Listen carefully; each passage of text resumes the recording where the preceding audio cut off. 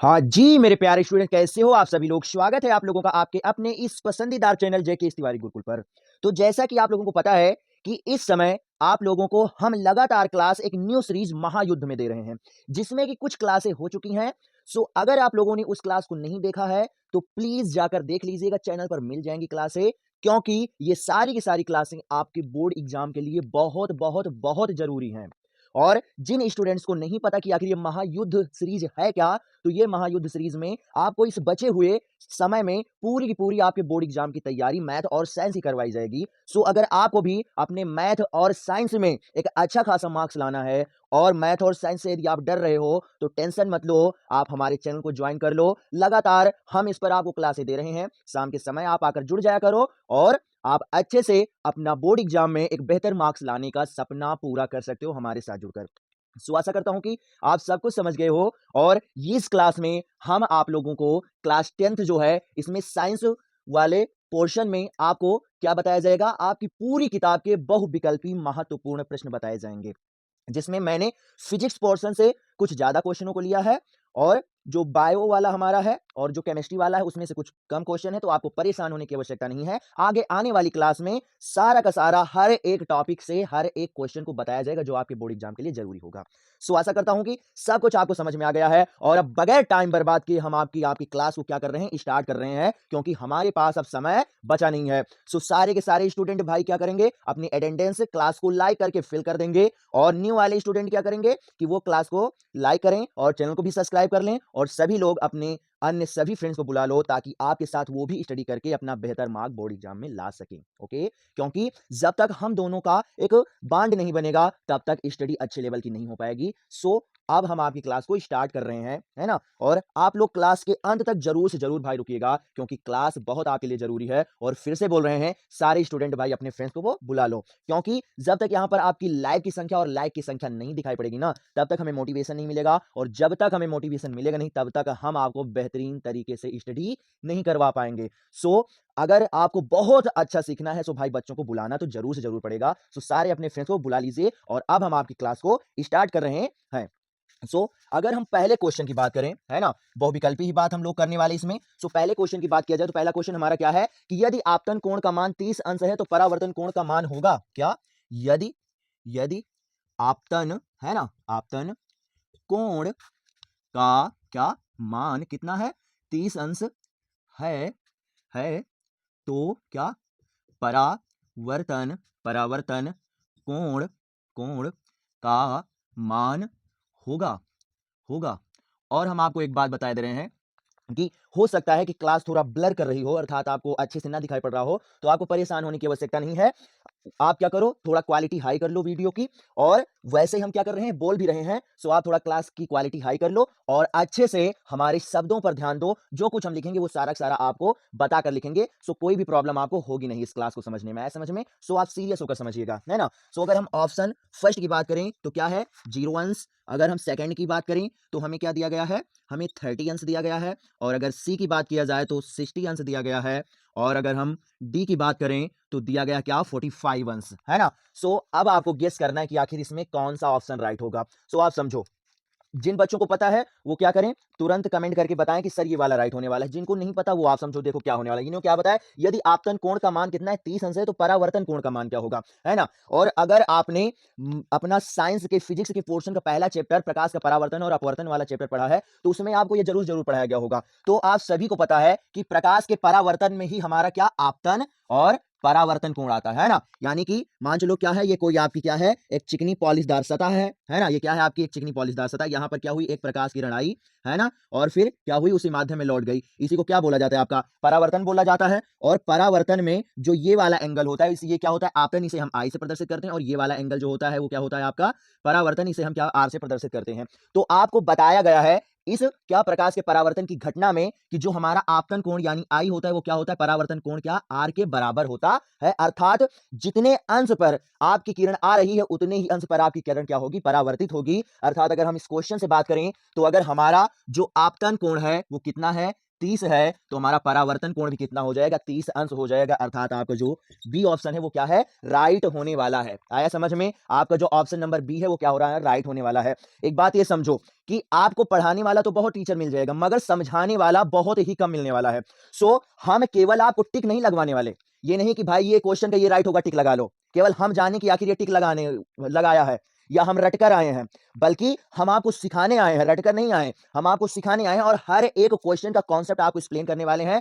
सो अगर तुम इस क्लास को अंत तक देख लेते हो तो हम ये नहीं कहते कि पूरा का पूरा क्वेश्चन इसी क्लास से फंसने वाला है, ये हम नहीं कह रहे हैं। लेकिन हाँ, कॉन्सेप्ट इससे बाहर नहीं जाने वाला, ये आप समझिए, है ना। कॉन्सेप्ट इससे बाहर नहीं जाने वाला है। सो आपको सीरियस होकर देखना है इस क्लास को और अपने सभी फ्रेंड्स को भाई जरूर से जरूर बुला लो, क्योंकि ये तो केवल शुरुआत है। अभी तो पूरी की पूरी क्लास क्या बाकी है। अगर बोला जाए तो ये क्या है, ये ट्रेलर है, अभी तो पूरी पूरी पिक्चर बाकी ही है ना। सो भाई अपने फ्रेंड्स को बुला लो और अंत तक रुको, है ना। सो इसका क्या करो, आप स्क्रीनशॉट ले लो। हर एक क्वेश्चन का आप लोग क्या करोगे, स्क्रीनशॉट लेते रहोगे। और फिर से बता रहे हैं कि अगर ब्राइटनेस मतलब आपको अच्छे से क्लास नहीं दिखाई पड़ रही तो आप ब्राइटनेस क्या करो, बढ़ा लो क्लास की। और हमारे शब्दों पर ध्यान दो, हम जो लिखेंगे वो बोलेंगे, टेंशन लेने की आवश्यकता नहीं है। और हर एक क्वेश्चन के कॉन्सेप्ट को बताकर हम आपका ऑप्शन क्या करेंगे, टिक करवाएंगे। आया समझ में? ऑप्शन क्या करेंगे, हम टिक करवाएंगे, है ना। सो अगर हम सेकंड क्वेश्चन की बात करें, क्या सेकंड क्वेश्चन की बात करें तो सेकंड क्वेश्चन हमारा क्या है, समतल दर्पण के सामने रखी वस्तु का प्रतिबिंब कैसा होता है। क्या क्या बताया गया है, समतल, है ना, समतल दर्पण, दर्पण, है ना, दर्पण, दर्पण के क्या सामने, है ना, सामने रखी रखी वस्तु, वस्तु का प्रतिबिंब, प्रतिबिंब, प्रतिबिंब कैसा कैसा होता है, कैसा होता है, ये हमें बताना है। अर्थात अगर हमने क्या किया, अगर हम समतल दर्पण से प्रतिबिंब को प्राप्त करें तो वो कैसा होगा। फर्स्ट ऑप्शन आपका क्या है, वास्तविक, है ना, क्या वास्तविक, वास्तविक व व आभासी, वास्तविक व आभासी, आभासी, आभासी, आभासी। उसके बाद में आपका जो क्या बी वाला ऑप्शन है ना, आपका जो बी वाला ऑप्शन है वो क्या दिया गया है, वो आपको दिया गया क्या, वास्तविक, रुक जाओ, यहां पर क्या आभासी और वास्तविक ये तो प्रकृति है ना, आभासी व सीधा होने वाला, क्या आभासी व सीधा। उसके बाद में क्या होगा जाकर, वास्तविक, क्या वास्तविक व उल्टा, वास्तविक व उल्टा। उसके बाद में अगर हम सी ऑप्शन की बात करें तो क्या हो जाएगा, आभासी, आभासी व सीधा, आभासी व सीधा। और अगर डी ऑप्शन की बात किया जाए तो क्या हो जाएगा, आभासी व उल्टा, क्या आभासी, आभासी, आभासी व उल्टा, है ना, क्या आभासी व उल्टा, आभासी व उल्टा, आभासी व उल्टा। ओके, ये आपको क्या, ये आपका क्वेश्चन है। अब आपको चूज करना है कि इसमें कौन सा राइट होगा। तो आप ये समझो, पहला नंबर तो आप कॉन्सेप्ट देखो कि देखो जब हमारा प्रतिबिंब क्या होता है, वास्तविक होता है तो कैसा होता है, अगर आपने दर्पणों के द्वारा इमेज फॉर्मेशन को यानी दर्पणों के द्वारा प्रतिबिंब के बनने को पढ़ा है तो आपको पता होगा कि हमारा जो प्रतिबिंब होता है वास्तविक वो हमेशा उल्टा होता है और जो आभासी होता है वो हमेशा क्या होता है, सीधा होता है। अर्थात आभासी सीधा ये आपका ऑप्शन हो सकता है और वास्तविक उल्टा ये ऑप्शन हो सकता है। ये वाले और ये वाला तो पहले ही आपका कट जाएगा, पहले ही कट जाएगा, है ना। बचा केवल ये और ये, बी और सी में आपको चूज करना है। तब आप ये समझो समतल दर्पण होता क्या है, अरे वही दर्पण जिसका सुबह हम लोग क्या मेकअप करने में यूज करते हैं, है ना, मेकअप करने में हम लोग यूज करते हैं, बाल वगैरह झाड़ने में जिसका यूज करते हैं वही क्या है आपका समतल दर्पण है, समझ में। तो उसमें आप समझो उल्टा का मतलब क्या हुआ कि मान लो आप खड़े हो पैर के बल्टे और फिर खड़े हो जाओ क्या सर के बल्टे, तो ऐसा तो नहीं होता ना, ऐसा तो होता नहीं है। आखिर दर्पण के सामने आप क्या हुए, आप पहुंचे, चलो भैया हमें क्या करना है, कॉलेज जाना है, हम अपना बार वार झाड़ लेते हैं, है ना। आपने क्या किया, बार अपना झाड़ना स्टार्ट किया, तो आप क्या करते हो, जैसे खड़े रहते हो वैसे ही तो अपने शीशे में भी तो रहते हो ना, दर्पण में भी तो रहते हो,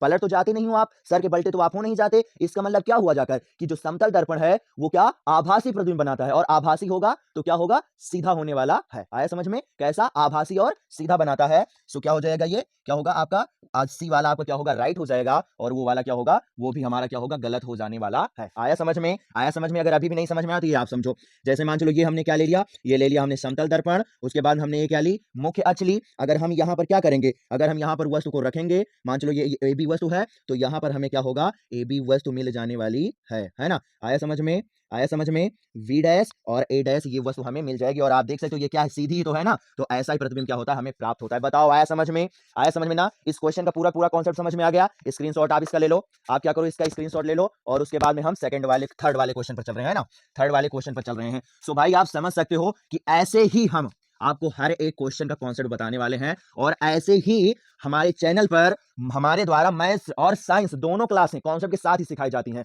सो क्लास भाई बहुत आप लोगों की इंपॉर्टेंट है, कोई भी छोड़कर जाएगा नहीं और अंत तक रुकना है आप सभी को और जितने बच्चों को हो सके सभी बच्चों को आप बुला लो। हमारी इच्छा है कि हमारे ये जितने प्यारे प्यारे नन्हे मुन्ने स्टूडेंट्स हैं वो सभी हमारी आवाज काफी दूर तक लेकर जाएं ताकि एक ऐसे बच्चे का, एक ऐसे स्टूडेंट का भला हो सके जो ऑफलाइन कोचिंग नहीं कर सकता है पैसा देकर, क्योंकि ये जो हमारी मेहनत है सारी की सारी आप लोगों को क्या फ्री में ही यूट्यूब पर मिलने वाली है। केवल हमें क्या चाहिए, थोड़ा सपोर्ट की आवश्यकता है बस। आप जितना हमें सपोर्ट करते हो हम आपसे वादा करते हैं उतना ही ज्यादा हम आपको रिटर्न आपके स्टडी के रूप में देंगे। सो आप भाई सपोर्ट करना स्टार्ट कर दीजिए और सपोर्ट लगातार करते रहिए, अपना प्यार बनाए रहिए और स्टूडेंट को बुलाते रहिए और अच्छे से स्टडी करते रहिए। आया समझ में? सो अब चल रहे हैं हम क्या, थर्ड वाले क्वेश्चन पर। सो थर्ड वाला क्वेश्चन हमारा क्या है, एक विद्युत हीटर की शक्ति। क्या थर्ड क्वेश्चन हमारा क्या है? थर्ड क्वेश्चन एक विद्युत है ना, क्या एक विद्युत हीटर हीटर की कितनी क्या शक्ति, शक्ति कितनी है 0.5 किलो वाट वाट है 20 मिनट तक कितना दिया गया है 20 मिनट ओके है ना, क्या दिया गया है 20 मिनट मिनट तक तक उपयोग 20 मिनट तक उपयोग करने करने में 20 मिनट तक उपयोग करने में करने में उत्पन्न उत्पन्न उत्पन्न उष्मा उष्मा उष्मा का मान मान बताइए, है ना। क्या करना है, हमें उष्मा का मान बताना है। एक विद्युत हीटर है और उस विद्युत हीटर की जो शक्ति है वो कितनी है 0.5 किलोवाट है। हमने उसे 20 मिनट तक चलाया है, 20 मिनट तक चलाया है, तो कितनी उष्मा उसमें से क्या निकली हुई है उसे हमें बताना है। आया समझ में? सो अगर हम फर्स्ट ऑप्शन की बात करें तो फर्स्ट ऑप्शन हमारा क्या दिया गया है 6 इंटू 10 की पावर कितना 6 इंटू 10 की पावर 5 क्या हो जाएगा जूल। क्यों? क्योंकि जो आपका क्या होता है ऊर्जा और उष्मा है ना, ऊर्जा और उष्मा दोनों का दोनों मतलब एक ही होता है। आया समझ में? चाहे ऊर्जा की बात करें या उष्मा की बात करें। उसके बाद में अगर बी का बात किया जाए तो आपको कितना दिया गया है 2 जूल दिया गया है। अगर सी की बात किया जाए तो कितना दिया गया है आपको 4 जूल दिया गया है। और उसके बाद में अगर डी की बात किया जाए तो 2.5 इंटू 10 की पावर 3 जूल दिया गया है। आया समझ में? अब इसका हम सोल्यूशन करेंगे तो आप समझो ये एक प्रकार का आपके लिए क्या हो गया न्यूमेरिकल हो गया। सो इसके लिए हमें क्या सूत्र की आवश्यकता है।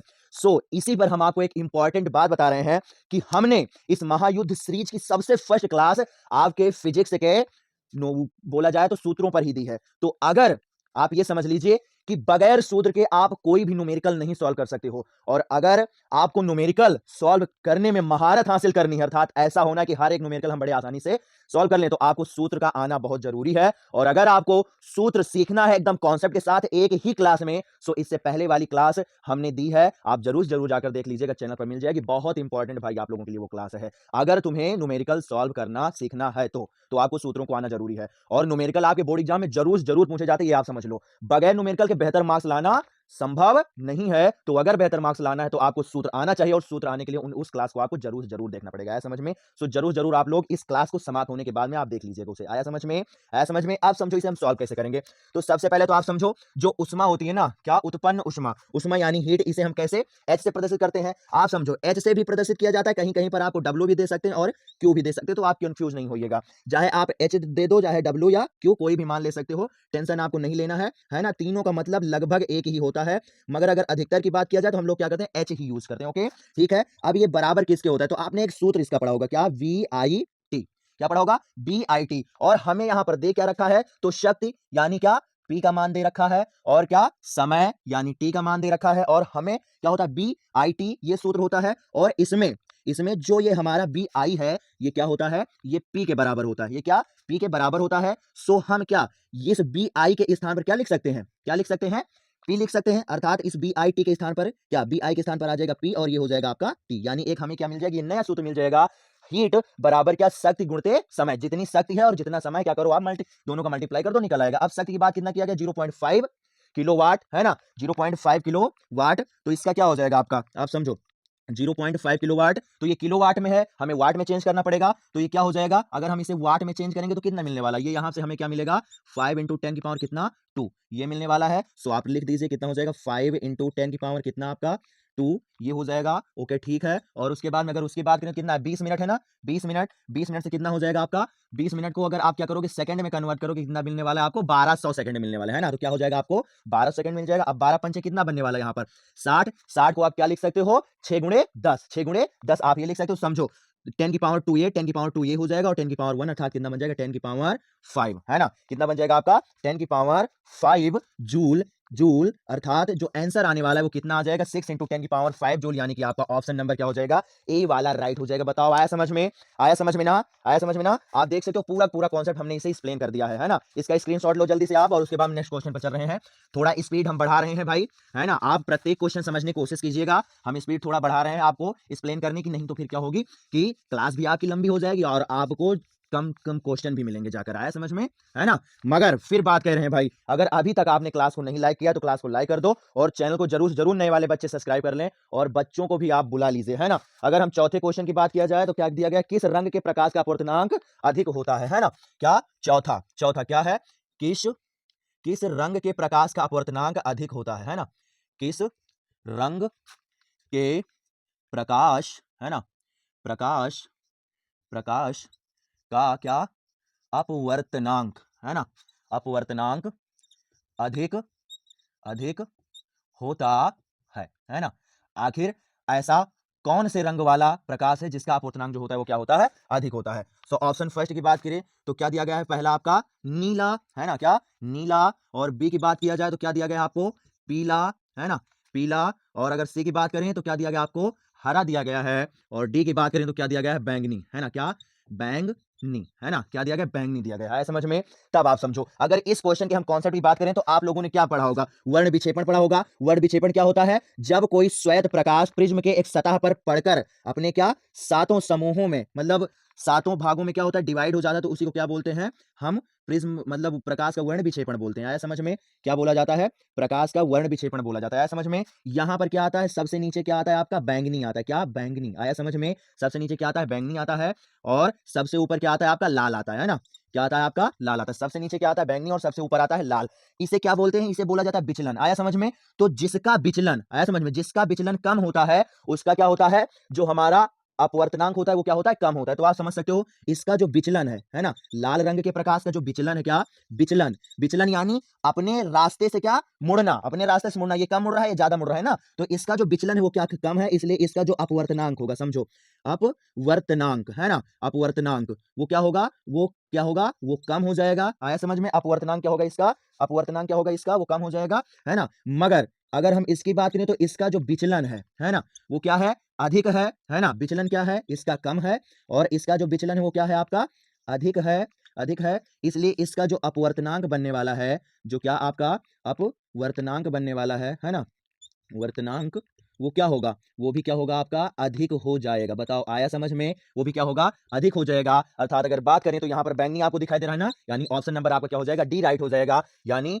जो हमारा बैंगनी रंग का प्रकाश होता है उसका जो अपवर्तनांक है वो क्या होता है सबसे ज्यादा होता है। आया समझ में, सबसे ज्यादा होता है। लाल वाले का सबसे कम और बैंगनी वाले का सबसे अधिक। बताओ आया समझ में, आया समझ में ना। तुरंत इसका क्या करो स्क्रीनशॉट आप लो, तुरंत आप इसका स्क्रीनशॉट लो। समझ पा रहे हो ना, हमारे क्वेश्चनों का एक्सप्लेनेशन समझ पा रहे हो ना। देख सकते हो आप हर एक क्वेश्चन हम आपको एक्सप्लेन कर रहे हैं। ऐसा कोई भी क्वेश्चन नहीं है जिसको हमने ऐसे टिक लगवा दिया हो बगैर आपको एक्सप्लेन करे। आया समझ में। सो आप ये समझो कि जो आपको सिखा रहा है, आया समझ में, ये नहीं कह रहे कि हम ही आपके लिए बेहतर हैं, नहीं, आप स्टडी करो, समझो कौन टीचर आपके लिए बेहतर है। मगर हम टीचर पहचानने के क्या आपको एक तरीका बता रहे हैं कि जो आपको एक्सप्लेन करे, है ना, वो आपके लिए बेस्ट टीचर है। और जो आपको रटाए वो भाई टीचर नहीं है। क्योंकि आप ये समझो कि अगर आप रटोगे तो उतने ही क्वेश्चनों को कर पाओगे, मगर सीखोगे तो ज्यादा क्वेश्चनों को कर सकते हो। सो हम आपको क्या कर रहे हैं, सिखा रहे हैं, ना कि रटा रहे हैं। हर एक क्वेश्चन पर कॉन्सेप्ट बता रहे हैं।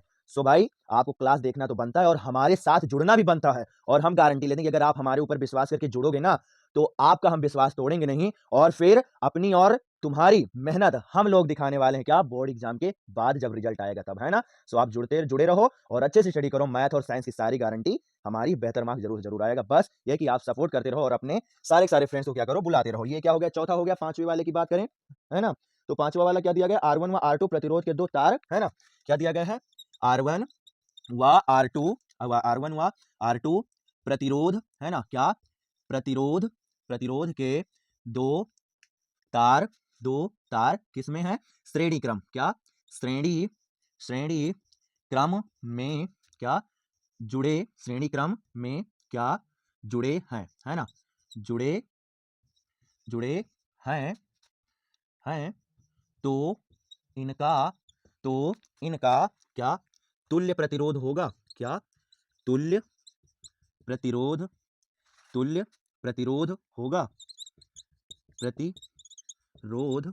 होगा।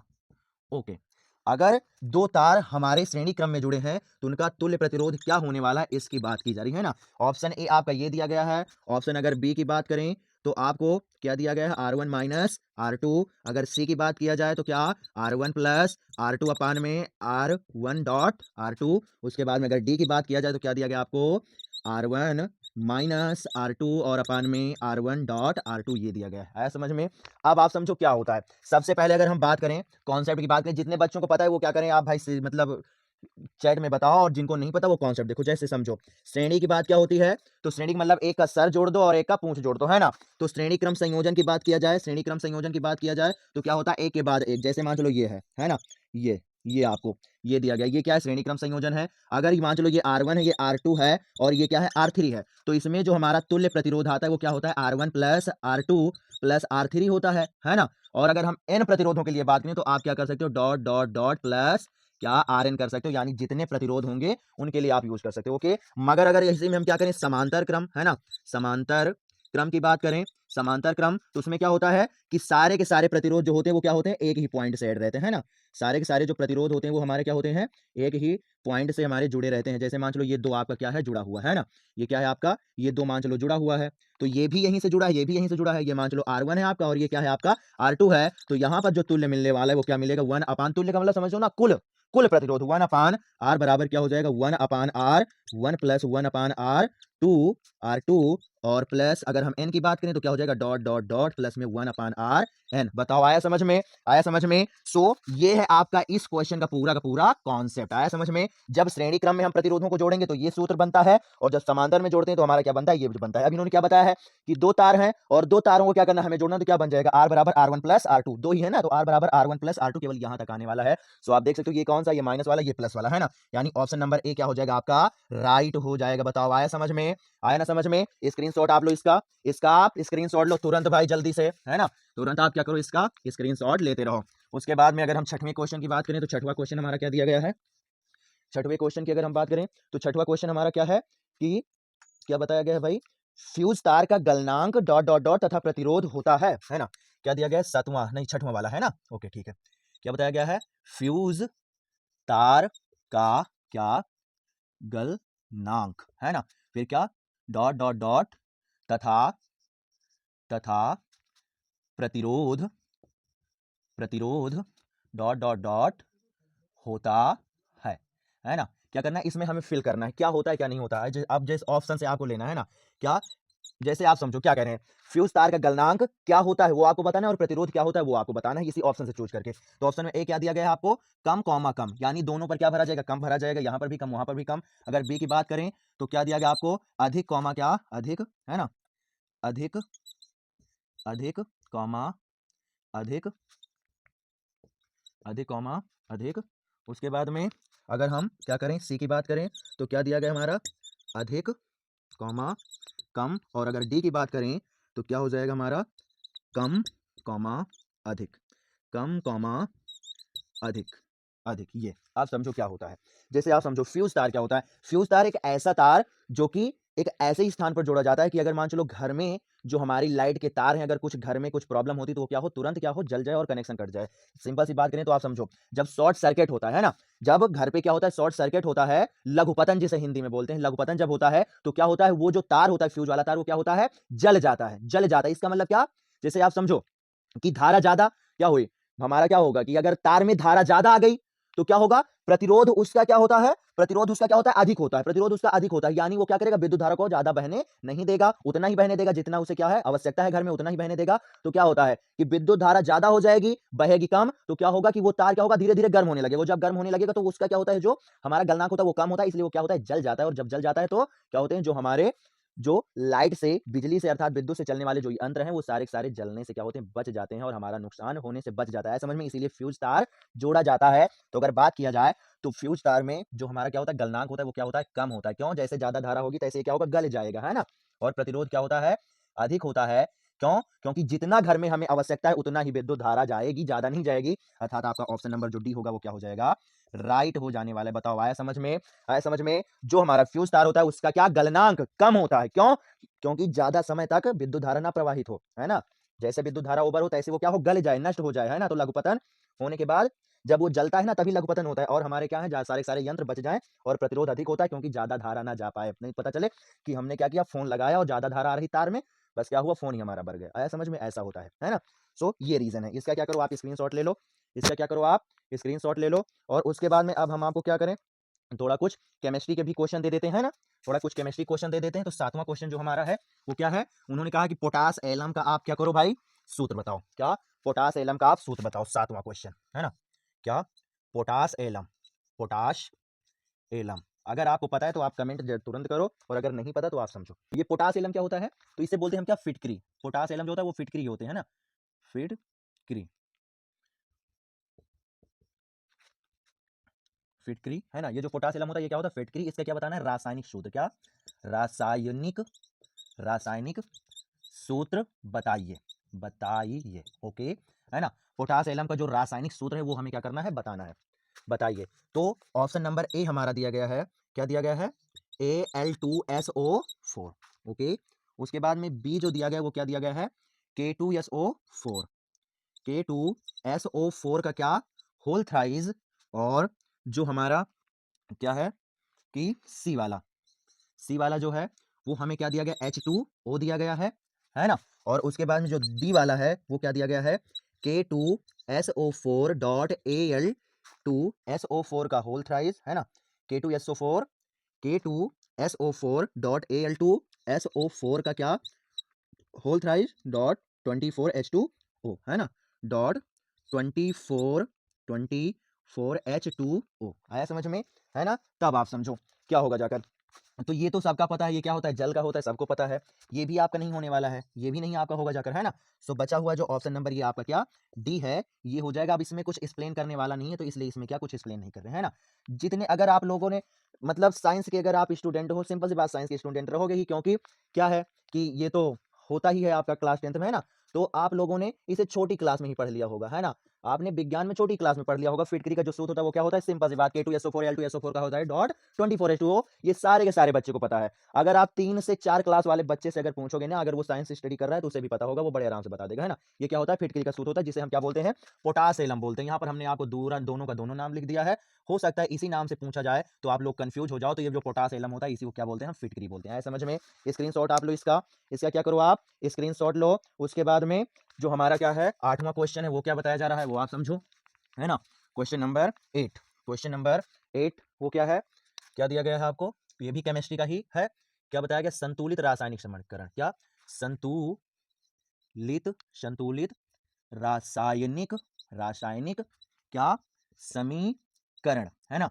संतुलित रासायनिक समीकरण, संतुलित रासायनिक समीकरण सुनिश्चित करता है। क्या, सुनिश्चित करता है। क्या दिया गया है आपको, सुनिश्चित, सुनिश्चित, सुनिश्चित करता है ना। सुनिश्चित करता है, यानी क्या वो सुनिश्चित करता है। तो अगर हम ऑप्शन क्या करें, फर्स्ट की बात करें तो क्या दिया गया है, ऑप्शन फर्स्ट यानी ए क्या, द्रव्यमान, द्रव्यमान संरक्षण, है ना, द्रव्यमान संरक्षण।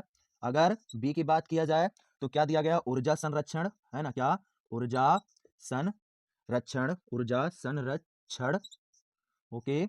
अगर हम सी की बात करें तो क्या दिया गया है आपका, ऊर्जा संरक्षण हो गया, है ना।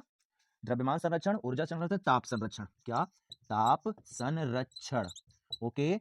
और डी आपको दिया गया इनमें से कोई नहीं। क्या, डी दिया गया क्या आपको, इनमें से कोई नहीं, है ना, इनमें से कोई नहीं। क्या इनमें से कोई नहीं। तो आप समझो जो संतुलित रासायनिक समीकरण मतलब क्या? एक ऐसा रासायनिक समीकरण जिसमें जो उत्पाद हैं और जो अभिकारक हैं उनके परमाणुओं का जो द्रव्यमान है अर्थात उनकी संख्या बात की जाए तो वो क्या है? समान हो, उसी को क्या बोलते हैं? संतुलित रासायनिक समीकरण। जैसे आप समझो, मान चलो हमने जो आपके मतलब हाँ, क्या पहले चैप्टर की जो पहली रिएक्शन है, क्या Mg और प्लस में O2 क्या बनता है जाकर हमारा? MgO, है ना? MgO ये क्या है? इनबैलेंस है। क्यों? क्योंकि इधर ऑक्सीजन के 2 अणु हैं, इधर 1 ही है। बैलेंस करने के लिए क्या करेंगे? हम 2 से मल्टीप्लाई करेंगे। अब मैग्नीशियम इनबैलेंस हो गया तो यहाँ पर क्या किया जाएगा? 2 से मल्टीप्लाई किया जाएगा। अब आप समझो, 2 मैग्नीशियम के अणु इधर भी और ऑक्सीजन के भी और इधर भी ऑक्सीजन के 2 अणु, इधर भी मैग्नीशियम के 2 अणु। तो आप समझो, जब इधर अणुओं की संख्या बराबर है और इधर अणुओं की संख्या बराबर, तो इनका जितना वजन होगा, जितना द्रव्यमान होगा, वो इसके द्रव्यमान के बराबर होगा ना? द्रव्यमान के बराबर होगा कि नहीं? तो अर्थात जो संतुलित रासायनिक समीकरण होता है, ये क्या होता है? ये द्रव्यमान सुनिश्चित मतलब किसको बताता है? तो ये क्या बताता है? ये द्रव्यमान संरक्षण को बताता है। किसको बताता है भाई? तो ये द्रव्यमान संरक्षण को बताता है। अर्थात आपका जो ये ऑप्शन नंबर ए है वो क्या हो जाएगा? राइट हो जाएगा। ये किसको बताता है? द्रव्यमान संरक्षण को बताता है। बताओ आया समझ में? स्क्रीनशॉट लो इसका तुरंत इसका क्या करो आप? स्क्रीनशॉट लो। ये क्या करता है? ये द्रव्यमान संरक्षण को बताता है। ओके, उसके बाद में 9वें क्वेश्चन पर हम लोग चल रहे हैं, है ना? 9वें क्वेश्चन पर हम लोग क्या कर रहे हैं? चल रहे हैं। सो 9वां क्वेश्चन हमारा क्या दिया गया है? 9वां क्वेश्चन हमारा भाई क्या बताया गया है? ओके, है ना? क्या बताया गया है कि जो हमारा अल्कोहल है और कार्बोक्सिलिक अम्ल की अभिक्रिया से प्राप्त होता है। ओके, ये चैप्टर नंबर आपके केमिस्ट्री का जो लास्ट वाला अर्थात साइंस के चैप्टर नंबर जो 4 है ना, उसमें का है। उसमें का ये क्वेश्चन है 9। क्या होता है? क्या बताया गया है इन्होंने? अल्कोहल और कार्बोक्सिलिक अम्ल की अभिक्रिया से प्राप्त होता है। ओके, ठीक है। क्या? अल्कोहल अल्कोहल और कार्बोक्सिलिक क्या? कार्बोक्सिलिक कार्बोक्सिलिक कार्बोक्सिलिक अम्ल की क्या अभिक्रिया, है ना? क्या अभिक्रिया से क्या होता है? प्राप्त होता है। क्या प्राप्त होता है ये हमें बताना है। क्या प्राप्त होता है ये हमें बताना है। सो ऑप्शन नंबर अगर फर्स्ट की बात किया जाए तो क्या दिया गया है? क्या दिया गया ऑप्शन नंबर फर्स्ट हमारा? एसिटिल, है ना? एसिटिल अम्ल व जल। क्या? एसिटिल अम्ल व जल, है ना? उसके बाद में बी हमें दिया गया है क्या? एस्टर व जल। क्या? एस्टर व जल। क्या दिया गया है? एस्टर व जल। एस्टर व जल। उसके बाद में अगर सी की बात किया जाए तो क्या? अल्कोहल। क्या? अल्कोहल व जल, है ना? और अगर डी की बात करें तो क्या होता है? कार्बोक्सिलिक, है ना? कार्बोक्सिलिक कार्बोक्सिलिक कार्बोक्सिलिक लिक अम्ल व जल। ओके, ठीक है। अब आप समझो, अब इसमें हम आपको ऐसे बता रहे हैं, समझो। जो हमारा अल्कोहल है, कोई भी अल्कोहल हो, किसी भी प्रकार का अल्कोहल हो, यहाँ पर कॉमन बात किया जा रहा है। कोई भी अल्कोहल हो और कोई भी हमारा कार्बोक्सिलिक अम्ल हो, है ना? कोई भी हमारा क्या हो? कार्बोक्सिलिक अम्ल हो। कार्बोक्सिलिक, है ना? कार्बोक्सिलिक अम्ल। कोई भी अल्कोहल हो या कोई भी कार्बोक्सिलिक अम्ल हो, जब वो दोनों अभिक्रिया करते हैं तो हमें क्या मिलता है? तो हमको क्या मिलता है? एस्टर एस्टर व क्या? जल मिलता है जाकर। क्या मिलता है? एस्टर और जल मिलता है। अर्थात बात किया जाए ऑप्शन नंबर जो हमारा क्या बी है, ये क्या हो जाएगा आपके लिए? राइट हो जाएगा। बताओ आया समझ में? क्या होता है? हमें एस्टर और जल प्राप्त होता है। स्क्रीनशॉट आप ले लो इसका। इसका क्या करो आप? स्क्रीनशॉट ले लो भाई जल्दी से, है ना? इसका शॉट आप इसका ले लो। और उसके बाद में हम क्या कर रहे हैं? लास्ट क्वेश्चन इस क्लास के अर्थात क्वेश्चन नंबर 10 को बताने वाले हैं, क्योंकि ज़्यादा बड़ी क्लास नहीं रखेंगे और आगे आने वाली क्लासों में आप लोगों को बहुत बेहतरीन तरीके कंटेंट मिलने वाला है। सो डेली का डेली आप लोग भाई आते रहिएगा, है ना? क्या दिया गया है? ये आपका बायोलॉजी का है। केसिन और रेनिन का संबंध है। क्या? 10वां आपको दिया गया है लास्ट। क्या? केसिन और रेनिन। क्या? रेनिन रेनिन का संबंध है। किससे है? सो ऑप्शन नंबर फर्स्ट आपका क्या दिया गया है? रेनिन, है ना? संबंध है किससे? सब्जी से। सब्जी से। ओके, उसके बाद में बी आपका दिया गया है दूध से। उसके बाद में अगर सी की बात करें तो क्या दिया गया है आपका? फल से। और अगर डी की बात किया जाए तो क्या हो जाएगा? इनमें सभी। ओके, इनमें सभी, है ना? तब आप समझो, जो केसिन और रेनिन ये क्या है? ये आपके क्या एक प्रकार के एंजाइम है। केसिन और जो ये रेनिन ये क्या है? दोनों एक प्रकार के एंजाइम है। और ये जो एंजाइम होता है ना, ये जो एंजाइम होता है वो कहाँ पाया जाता है? तो वो पाया जाता है हमारा किसमें? दूध में पाया जाता है। अर्थात जो ऑप्शन नंबर आपका क्या है, बी है, वो क्या हो जाएगा? राइट हो जाएगा। बताओ आया समझ में? आया समझ में ना? है ना? तो केसिन और रेनिन ये जो है ये क्या होता है? ये दूध में पाए जाने वाला एंजाइम है। ओके, सो आशा करता हूँ भाई ये क्लास आपको बहुत अच्छी लगी होगी, क्लास आपको पसंद आई है। आप ये समझो हमने आपके लिए जी जान से क्लास देना स्टार्ट कर दिया है और आपको बेहतर से बेहतर कंटेंट हम देने की कोशिश करते हैं। बस यही है कि टाइम हमारे पास निश्चित ही टाइम है और प्लस में इसी में आपको हर एक क्वेश्चन को क्या करना है? एक्सप्लेन करना है और क्वेश्चन को क्या करना है? लिखना भी है। इसलिए क्या होता है हम क्या करते हैं कि कम क्वेश्चनों को डिस्कस कर पाते हैं। सो उसके लिए आप लोगों को परेशान होने की आवश्यकता नहीं है। हम आपको डेली का डेली नया-नया कॉन्सेप्ट और नए-नए क्वेश्चनों को लाते रहेंगे। आप लोग परेशान मत होइएगा। लेकिन हाँ, एक बात ये समझो कि भाई आपको सपोर्ट करना बनता है। जितना आप हमारा सपोर्ट करोगे उतना ही हम आपको रिटर्न करने वाले हैं, आप समझ लो, है ना? जितना आप अपने अधिक बच्चों को लाओगे, अपने साथ अधिक स्टूडेंट को लाओगे, उतना ही ज़्यादा हम क्या करने वाले हैं? आपका क्या सपोर्ट करने वाले हैं और बेहतर से बेहतर आपको कंटेंट देंगे, है ना?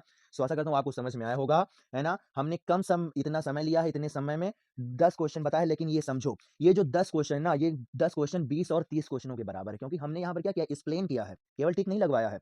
अगर टिक लगवाया होता और यहाँ पर क्वेश्चन लिखे होते तो इतनी देर में 50 क्वेश्चन करवा डाले होते, लेकिन नहीं, हमने हर एक क्वेश्चन को एक्सप्लेन किया है और आपके सामने लिखा है हमने। आया समझ में? सो इसलिए इतने समय में हम आपको इतने क्वेश्चनों को बता पाए हैं, लेकिन बेहतरीन तरीके से हमने एक्सप्लेन किया, ये आप समझ लो, है ना? सो आशा करता हूँ क्लास भाई बहुत पसंद आई होगी। जितने आपके फ्रेंड्स इस क्लास में आ गए हैं, बहुत अच्छी बात है। जितने नहीं आ पाए हैं, नेक्स्ट क्लास में आप ज़रूर से ज़रूर लाइएगा। और हाँ, फिर से बता रहे हैं कि इस सीरीज की कुछ क्लासें हो चुकी हैं, जिसमें सबसे इंपॉर्टेंट क्लास आपकी सूत्रों वाली क्लास है फिजिक्स के।